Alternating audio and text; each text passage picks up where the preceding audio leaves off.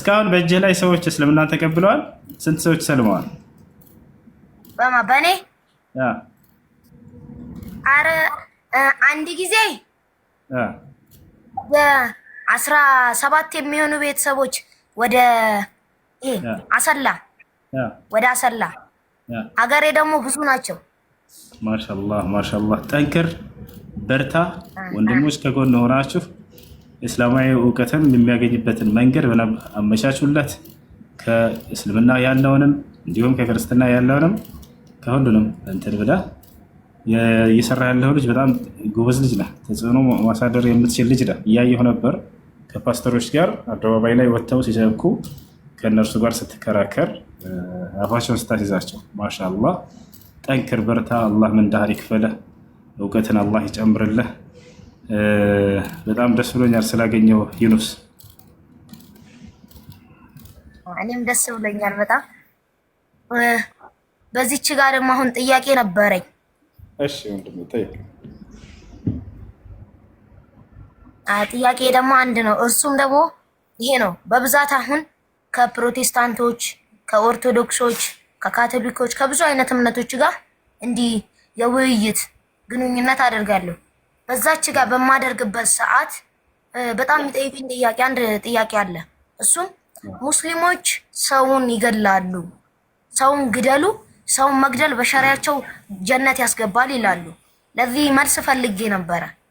በጣም ጥሩ። እኛ ሰው በመግደል ጀነት ይገባል ብለን አናምንም። እስልምና አንድን ሰው የገደለ ሰው የዓለምን ሰው እንደገደለ ሰው ነው ኃጢአቱ ከአላህ ዘንድ ብሎ እንዳውም ያስተምራል። አንድን ሰው ያዳነ ሰው ደግሞ የዓለምን ሰው ነፍስ እንዳዳነ ነው የሚቆጠረው ብሎ ያስተምራል። አላህ ስብሐነሁ ወተዓላ ይህም በሱረቱል ማኢዳ ላይ ሲናገር من أجل ذلك كتبنا على بني إسرائيل أنه من قتل نفسا بغير نفس أو فساد في الأرض فكأنما قتل الناس جميعا ومن أحياها فكأنما أحيا الناس جميعا ይላል። የአንድን ሰው ነፍስ ያጠፋ ሰው የዓለምን ሰው ነፍስ እንዳጠፋ ነው ኃጢአቱ ከእኔ ዘንድ ይላል አላህ። የአንድን ሰው ነፍስ የታደገ ሰው ደግሞ የዓለምን ሰው ነፍስ እንደታደገ ይቆጠራል ከእኔ ዘንድ እያለ አምላካችን አላህ ሱብሓነሁ ወተዓላ ይናገራል። ስለዚህ ይሄ ነው እና በእስልምና አንድን ሰው የገደለ ሰው የዓለምን ሰው ነፍስ እንደገደለ ነው። የአንድን ሰው ነፍስ ደግሞ ያተረፈ ሰው የዓለምን ሰው ነፍስ እንዳተረፈ ነው። ነገር ግን ይሄ ስንል ጊዜ ተጋደሉ የሚሉ የቁርአን አንቀጾችን እያመጡ ሊያስነብቧቸው ይችላሉ። ነገር ግን ምን አይነት አካሎችን ነው አላህ ተጋደሉ ያለው ወደሚለው ስንመጣ ጊዜ አምላክ አላህ ስብሐነሁ ወተዓላ በሱረቱል በቀራ ላይ ምን ይላል?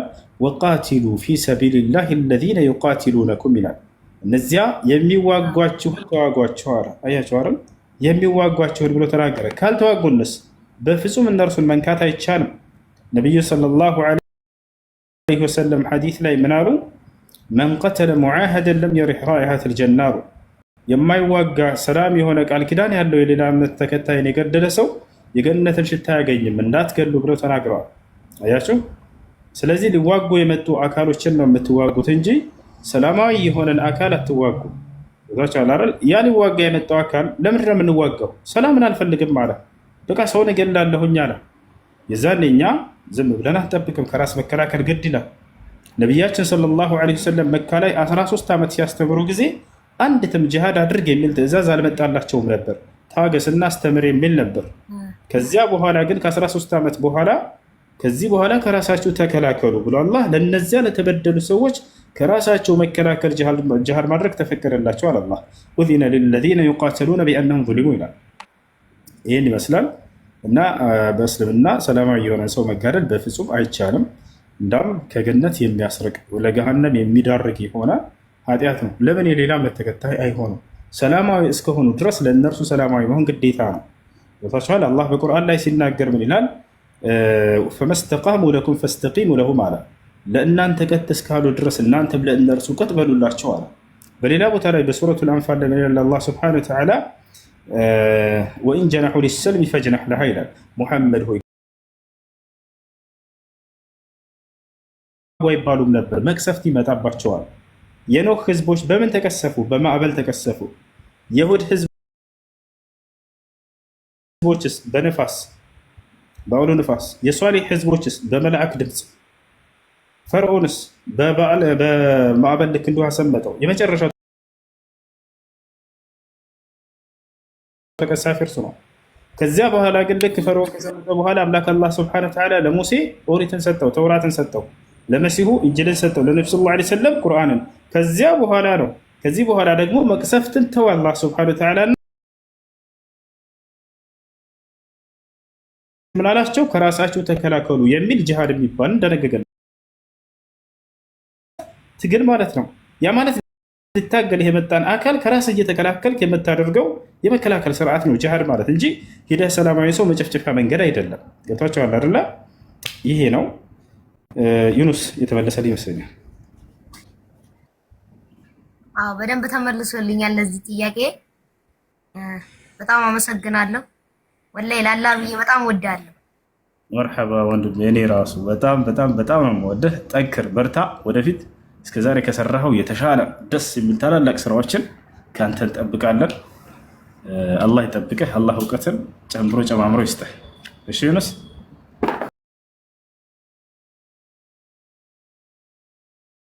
ያለፈ ነው።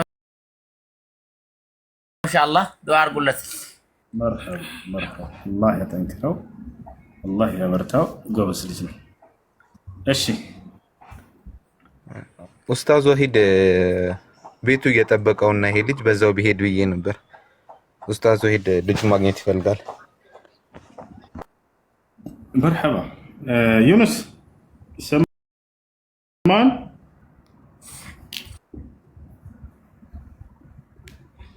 ይሰማል? ዩኑስ ይዞታል መሰለኝ። ኡስታዝ ወሂድ ይፈልግሃል እያለ ነው ከላይ ያለው።